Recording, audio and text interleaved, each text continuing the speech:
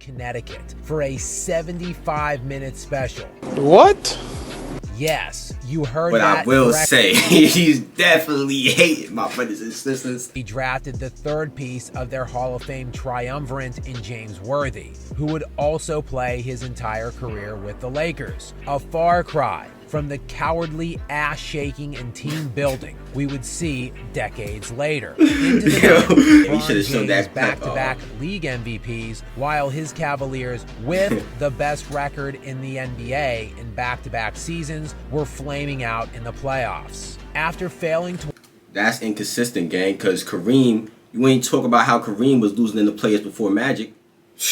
There have been countless dynastic teams which have reigned supreme throughout the course of NBA history, dating back to the earliest beginnings of the NBA in the 1950s and working through virtually every decade all the way up to modern history. During that time, teams have been built through the draft and by cultivating their talent or by adding pieces in free agency. However team building occurred in the past, that all came to an abrupt and declarative end on July 8th, 2010, when after weeks of speculation, that's a fact though. LeBron I mean, this is a complete in a fact. Boys and Girls Club you know? in Greenwich, Connecticut for a 75-minute special. What? Yes, you heard but that. But I will correctly. say, he's definitely hating my brothers and sisters. You know what I'm saying? I'm not going to get into it out right now, but Fest, he's hosted hating. by Jim Gray, lasted an impossible to believe 75 minutes. And nearly 30 minutes into that show, at 9:28 p.m. Eastern Standard Time, LeBron James lit a match that would burn the NBA to the ground. This is crazy. In this form, I'm going to take my talents to It's South saying, Beach. it's the way Brown went about this. You know what I'm saying? This is another reason why he probably got so many haters. You know what I'm saying? Probably some old Cleveland fans mad at him, old Miami fans mad at him. You know what I'm saying? He got all a bunch of people mad at him, man. Michael Jordan fans mad at him for calling himself the GOAT. It's just he be doing dumb shit. I ain't gonna lie. He don't know how to go about certain situations, and I don't know how. Like, team behind him, you know. For virtually the entire decade that would follow, a decade marked by player empowerment, mass player movement, collusion, and super team building. Yo, you love that little clip. Destroyed Hey, the yo, competitive balance of crazy. the entire sport. And it is important to note that a great team does not necessarily constitute a super team. We have seen countless great teams throughout NBA history, the earliest example of which produced the greatest dynasty ever, the 1960s Boston Celtics, who captured... But also, a super team does not equate to a great team or even a good team, you know? It doesn't. A super team does not equate to a great team or a good team automatically. We've seen plenty of super teams that failed, you know? So it's vice versa, man. 11 Gotta be consistent. NBA championships behind a plethora of Hall of Fame players such as Bill Russell, Bob Cousy, Tom Heinsohn, Sam Jones, and Casey Jones. Yes, make no mistake, the Celtics of this era were stacked, but every single one of these players were drafted by the Boston Celtics. This team was built and grown organically. The following decade would also produce a team that was super in appearance and is generally regarded as one of the greatest teams ever assembled. The 1972 LA Lakers, who won an NBA record 69 games at the time, a record which stood for over 20 years until the 95-96 Bulls won 72. This team paired elite Hall of Fame players such as Jerry West, Elgin Baylor, and Wilt Chamberlain. But as with the Celtics team that preceded this one in the previous decade, this team was mostly drafted. Elgin Baylor and Jerry West were both drafted by the Lakers and played their entire careers there. And yes, they did add Wilt, but Chamberlain was 32 years old when he joined the Lakers and in the twilight of his career, as he averaged just 17 points per game in his 5 seasons with LA, compared with the first decade of his career in the league when he averaged 36 a night. He joined a Lakers team that had famously failed time and time again to get it done, losing 8 finals appearances. The team that finally got over the hump in 1972 was a collection of older players late in their careers, a very far cry from the collusion-generated pairings of elite players in their primes we would see years later. The 80s would yield 2 dynastic and loaded teams in the Boston Celtics and LA Lakers. The heart of the Celtics team was its three-headed... He ain't talk about when Moses Malone went to the, I think the Sixers, you know what I'm saying? With Dr. J and them, or whatever team he went to. My old heads on my channel know what I'm talking about. You know what I'm saying? I just had to bring that up. You know what I'm saying? It's funny how he didn't bring that up, though. It's funny. It's a little funny. Monster, a little funny to be. Hall of Famers, you know what I'm saying? How you ain't bring that up, though, gang? Kevin McHale and Robert Parrish. Bird and McHale were both drafted by Boston, and they played their entire careers with the Celtics. While Parrish did come to Boston in 1980 via free agency after 4 years with Golden State, he was joining Larry Bird, who was just in his 2nd season at the time, and Kevin McHale, who was a rookie. This team was great. This team was dynastic, but it was not super. Their primary foe in this era was the juggernaut Lakers, with an embarrassment of riches, boasting arguably 2 top 5 players of all time in Kareem Abdul-Jabbar and Magic Johnson. And Kareem was not drafted by the Lakers. Kareem was drafted by small market Milwaukee, was arguably the best player in the NBA at the time, and had won multiple league MVPs with the team that had drafted him when he decided to jump ship to LA in his late 20s. Does this sound familiar? But Kareem didn't join up with Magic Johnson when Magic was in his prime. Magic wasn't making perennial All-NBA first teams when Kareem decided to go around his organization's back and circumvent rules to collude and recruit other elite all-stars to join up there. No, Kareem joined a Lakers team in 1975 that was just 30-52 the year before. And in that 1975-76 season, Kareem won the league MVP in his first year with the Lakers, while Magic Johnson was still in high school. Kareem would win the league MVP again the following season, while lifting the Lakers to the #1 seed in the Western Conference. Magic, meanwhile, still in high school. Then in 1979, 4 years after Kareem joined the Lakers, LA would draft Magic Johnson. Then in 1982-83, they drafted the 3rd piece of their Hall of Fame triumvirate in James Worthy, who would also play his entire career with the Lakers. A far cry from the cowardly ass-shaking and team-building we would see decades later. Into the and Michael Jordan would emerge as the greatest force of nature in the modern era, I don't know what he got going on. Consecutive championships throughout the decade in years that he started and played a full season. But this team was a far cry from a super team. The first 3 titles in 91 to 93 had only 2 All-Stars on the team in Jordan and Pippen, both drafted by the Bulls. And after a year and a half in baseball retirement, Jordan would come back to the NBA and win 3 more titles. This team would add Dennis Rodman, who, yes, would go on to eventually make the Hall of Fame, leading some people to very incorrectly designate this team a super team. For starters, Jordan and Pippen were, again, both drafted by the Bulls. But most importantly, Dennis Rodman was 34 years old when he joined Chicago. Dennis Rodman never sniffed an all-star team while he was playing with Chicago. Dennis Rodman averaged 5 points per game in his 3-year run with Chicago. That's not the... Come on, see? That's the disingenuous things I be talking about, y'all. Because I'm looking at this from an objective point of view, and we all know the value in Dennis Rodman is not scoring the basketball.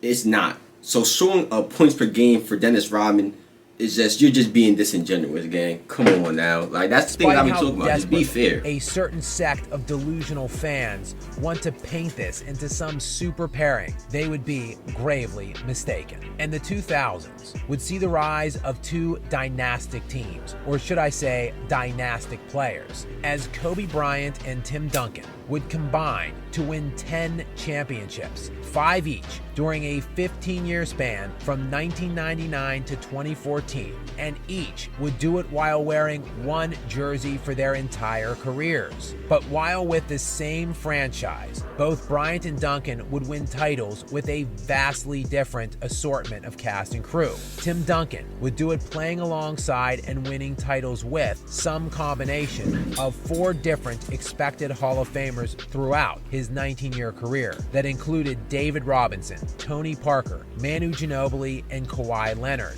all of which, every single one, were drafted by the Spurs, as was Duncan himself. Kobe Bryant, meanwhile, would win 5 titles in his career, playing with only one other Hall of Famer for 2 different stints as a Laker to capture all 5 of his rings. First and most famously was Shaquille O'Neal. The two would dominate the NBA like few teams ever have, becoming just the 3rd team to ever win 3 consecutive titles, and doing it with just those 2 All-Stars. And after years of playing with some of the worst collection of talent in the sport, the Lakers would acquire Pau Gasol, who was in his 7th year at the time with the Memphis Grizzlies. In those 7 seasons, Gasol had made 1 All-Star appearance, 0 All-NBA teams, and won 0 playoff games to that point in his career. As soon as the acquisition was made, Kobe would go to 3 more consecutive finals and win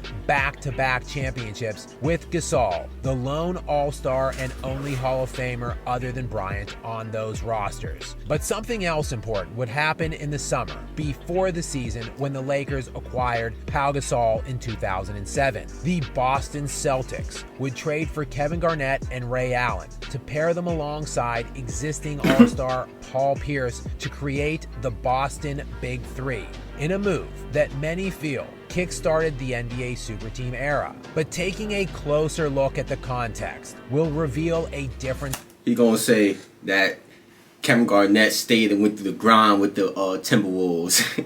I mean, which is very true though. Which is very true.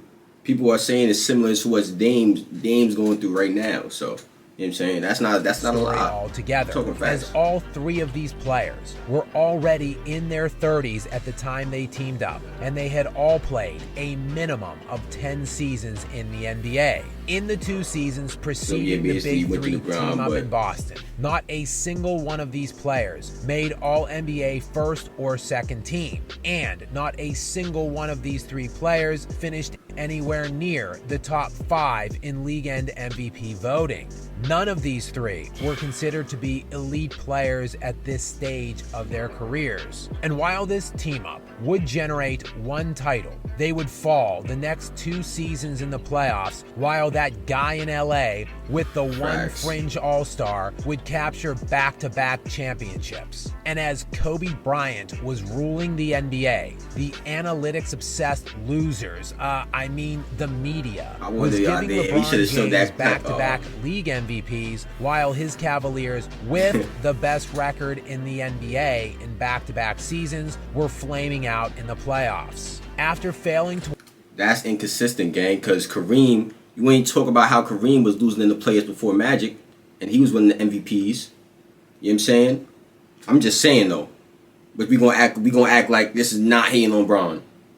Get out of here, y'all. Win in his first 7 years with the Cavaliers, and in a fit of sheer desperation, based on the realization he could never win the way mostly every other all-time great had, LeBron panicked. He reached out to his buddy in Miami, and the 2 of them, behind their organization's backs, colluded along with then 5-time consecutive All-Star Chris Bosh to join forces in Miami. LeBron would hit that podium in the Boys and Girls Club in Connecticut on July 8th. And literally 1 day later, these 3 cowards would rise up out of the ground together during a pyrotechnics concert to officially kickstart the era of the super team. The 3 of these players were in the absolute hearts of their primes when contrasted with the Boston Big Three, as they were all in their mid to late 20s and all entering their 8th seasons. Laughable, pathetic, and humiliating for their legacies. But historical NBA precedent be damned. LeBron needed to steal... We're talking about 8 seasons. You know what I'm saying? the what 2 seasons, the Celtics players, Paul Pierce, Kevin Garnett, and 2 seasons more. They was at their teams for 10 years, so it's okay. It's ridiculous, man. It's ridiculous. In the 2 I'm just gonna call out the flaws, y'all. Call out all the flaws. LeBron James. Y'all gonna try to act like I'm bugging, like I'm crazy.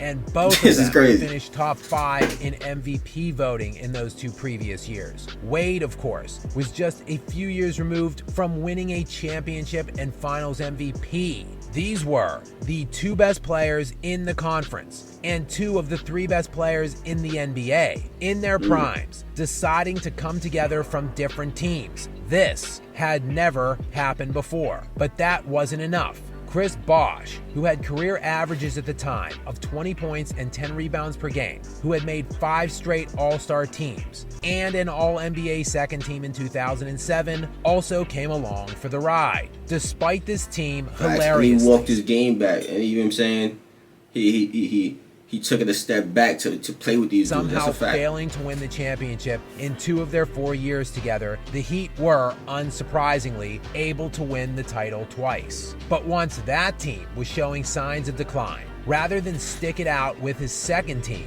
LeBron decided to jump ship back to his first team. But it wasn't to fulfill some pledge of responsibility to his hometown team that drafted him and who he stabbed in the back 4 years earlier. No, it was to team up with #1 overall pick from 2011, Kyrie Irving, who in his first 3 seasons in the NBA was averaging 21 points, 6 assists, and 4 rebounds per game while making 2 All-Star teams. The Cavs would then trade the #1 overall pick from that year, Andrew Wiggins, for a player in Kevin Love who was undoubtedly a top 10 player in the NBA at that time. At just 25 years of age, Kevin Love, who was in his 6th season, had made an All-Star team 3 times and had just become the first player ever to that point in post-merger modern NBA history to average 26 points, 12 rebounds, and 4 assists in a season. The year prior to joining forces on LeBron's second super team,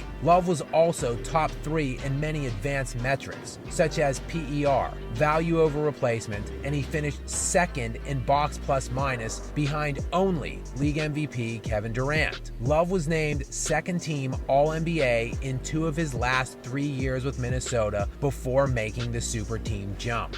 This team was so impossibly loaded that when healthy and playing together, they beat Like, bro, it's impossibly loaded, bro. Come on. That's literally not true. It's literally just not true. That's not a fact. Y'all gonna tell me that's a fact? He's hating. He's hating. beat a 73-9 Golden State Warriors Yo, team this is that had crazy, the best bro. regular season record in NBA history. Hold that. But Correct, not to hold worry, that. the Hold that. That was great. I remember Warriors, that. seeing Remember this that. super team, I remember felt that. emboldened to build their own. And Kevin Durant, who like LeBron James years earlier, represented a very talented individual who was unable to win anything on his own. And if LeBron could do it, why not Durant? On July 7th, 2016, KD was 5 like, nah, fuck years it. and LeBron did it. 364 days out. Yeah, bro.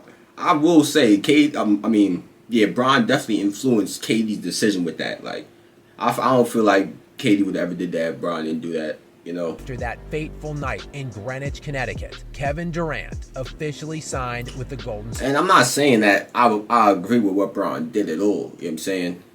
I'm just calling this out for what it is. This is definitely hating, and it's definitely inconsistent. He's not looking at this from a neutral or objective point of view, and y'all cannot tell me any different. And if you try to tell me any different, I know you're on his side. You're on the same side as him, obviously. You know what I'm saying? The objective people, I see the objective people in the comments. Shout out to you. Was popping. Be objective at this sometimes, point. man. Take your You feelings get a out of it. super team. It's You get a easy. super team. In all, the Cavaliers and Warriors would meet in 4 consecutive NBA Finals during the decade from the decision in 2010 to 2020. While they weren't all super teams, we would see an unprecedented amount of player movement and team-ups, from the collusion of Paul George and Kawhi Leonard to make their way to the Clippers, to James Harden, Kyrie Irving, and Durant's pairing in Brooklyn, and LeBron colluding with his clutch sports brother Anthony Davis to force his way to the Lakers. The decade of the 2010s was the most sickening and non-competitive decade in the sports that's history, a fact, yet though. revisionist That's a fact. and teenagers with no understanding or fact. comprehension of You're basketball not history talking pontificate none but about facts the right level here. of competition in this era, which is as hilarious as it is ignorant. It is still yet to be seen where we will go from here, and the future for competitive balance in the possible shift away from the era of the super team does look bright. But there is simply no denying what we saw in the decade of the 2010s that began with LeBron's decision was something we have never seen before, and hopefully will never see again. That's the end of this one, y'all. But now he took facts on the tip that LeBron definitely started the 2010 super team era, of course. But the only reason why people even call it super team is to diminish what LeBron accomplished. But I mean, I don't agree with him running to the Heat either. So there's no problem with that. My problem is the people that try to act like they're being neutral, you know, and then gonna come on here and spew straight hate, straight bash a player, an all-time great player, like damn near everybody that's a competent analysis has LeBron top 3, top 5. So if you say he's not top 3, top 5, you might be cuckoo, you know. I'm saying, I respect your opinion, but my opinion is you might be cuckoo. For real, because how? You know what I'm saying? Like, but that's my thing. Just be consistent with it and be fair. If you're going to judge a player for winning the MVP in 2010 and his team was the #1 seed and they lost in the playoffs, judge Kareem when that happened to him. Because you just said it. I heard it. And I remembered it just for that. Because I knew you was going to try to do some funny shit like that. It's crazy. But if y'all enjoyed, man, share the video with your peoples. You know what I'm saying? Get them to come argue with me. I'm saying, I'm going to be arguing in the comments this video. I already know. I'll be arguing in the comments. But click on the last reaction. Turn on post notifications. Like the video, comment, and subscribe. And I'm out of here, man.